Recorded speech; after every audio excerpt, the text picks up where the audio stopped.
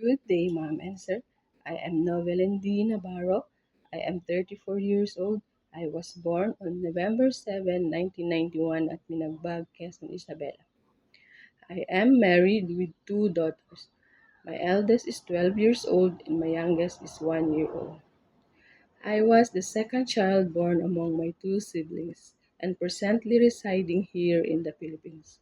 I experienced work here as a housemaid for almost 3 years. They were four in the families, two adults and two kids. My main duties there is cooking their foods, cleaning the house, ironing their clothes, washing dishes, do the laundry, and took care of the kids.